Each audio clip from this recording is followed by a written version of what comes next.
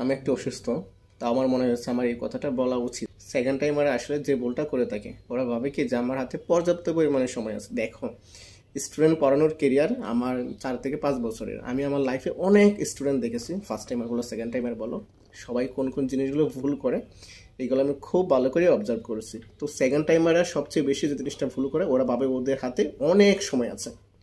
দেখো, তোমাদের পরীক্ষা তো জানুয়ারিতে 17 তারিখ হয়েছিল, তো এবারও যে জানুয়ারি 17 তারিখ হবে এরকম তো কোনো নিশ্চয়তা নেই, তাই না? এবার হয়তো বা ডিসেম্বরে হয়ে যেতে পারে।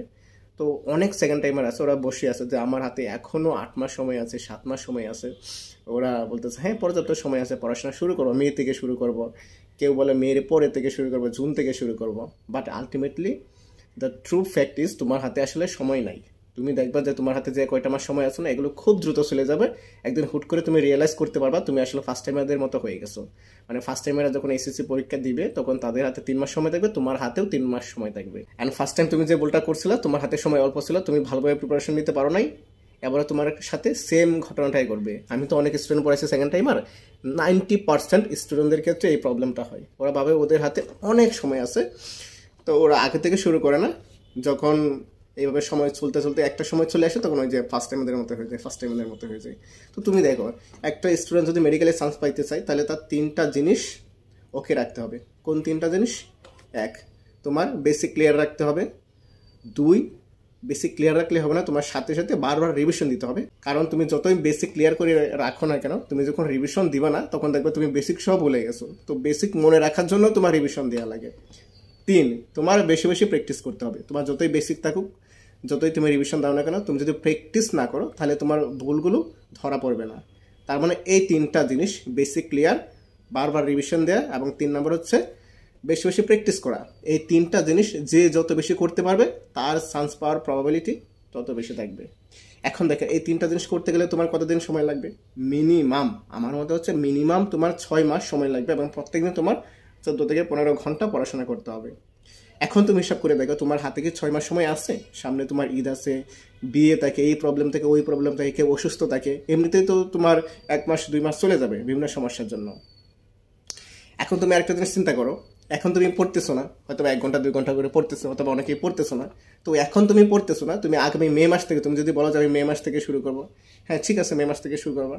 তো তুমি মে মাস থেকে কি তুমি 14 থেকে 15 ঘন্টা প্রত্যেকদিন পড়তে পারবা? Is it possible? তুমি দেখলা 3 দিন পড়লা, 4th দিনে মিস, 5ম দিন মিস, আবার হয়তো পড়তেছো, এভাবে দেখা যাবে তুমি কনসিস্টেন্সি ধরে রাখতে পারতেছো না। তো তোমার মাঝে মাঝে মিস যাবে।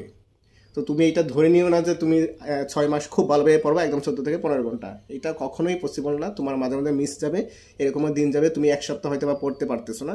সো তোমার যে কাজটা করতে হবে, তোমার হাতে এখন থেকে যে সময়টা আছে, ওই সময়টাকে তোমার ইউটিলাইজ করতে হবে, বুঝছো? হ্যাঁ, তুমি 4 ঘন্টা পড়ো, 5 ঘন্টা পড়ো, কিন্তু পড়ো। এরকম না যে আমি এখন আজকে থেকে আমি পড়বই না, যে এই মাসে আমি পড়বই না, আগামী মে থেকে আমি একদম শুরু করবো। এটা অসম্ভব। আমি তোমাকে আসলে যেটা বলার চেষ্টা করতেছি, তুমি পড়াশোনা শুরু করে দাও, ঠিক আছে?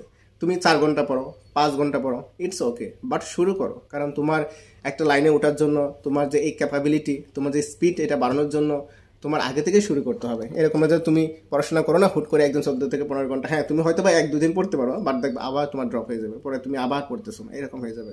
মানে তুমি নেক্সট মান্থ 14 থেকে 15 ঘন্টা পড়বা, এরকম প্ল্যান করার থেকে তুমি আজকে থেকে 6 ঘন্টা করে পড়ো, 7 ঘন্টা করে পড়ো। তোমাকে কে বলছে? পরের মাস থেকে তুমি 10 ঘন্টা করে পড়ো।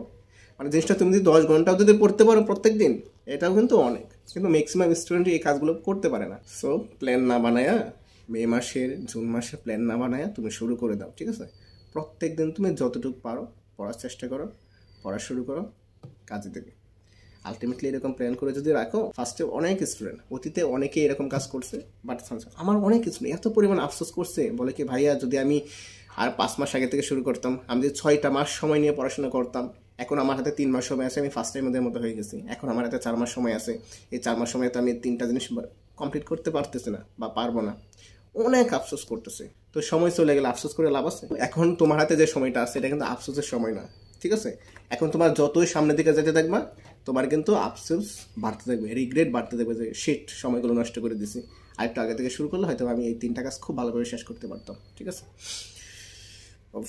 অনেক গরম, জাস্ট এই ভিডিওটা বানানোর জন্য আমি ফ্যানগুলো বন্ধ করে দিচ্ছি। এখন আমার সময় এই দেখো গেমে যাচ্ছে। যাই হোক, তোমরা যদি আরও কোনো কিছু জানতে চাও তাহলে অবশ্যই কমেন্ট করবা, আমি চেষ্টা করবো তোমাদের নিয়ে ভিডিও বানানোর জন্য, ঠিক আছে? অনেকদিন ধরে ভিডিও দেই নাই, কারণ আমার নিজেরও পড়াশোনা আছে, নিজের লাইফ নিয়ে একটু ব্যস্ত, বাট তাও একটু ভাবলাম যে আসলে তোমাদের নিয়ে এই কথাটা বলে দেওয়া উচিত। কারণ যে যে ভুলটা সবাই করে, যে ভুলটা 90% স্টুডেন্ট করে, এটা অবশ্যই আমাদের তোমাদের সাথে শেয়ার করা উচিত। ওকে, আল্লাহ হাফিজ।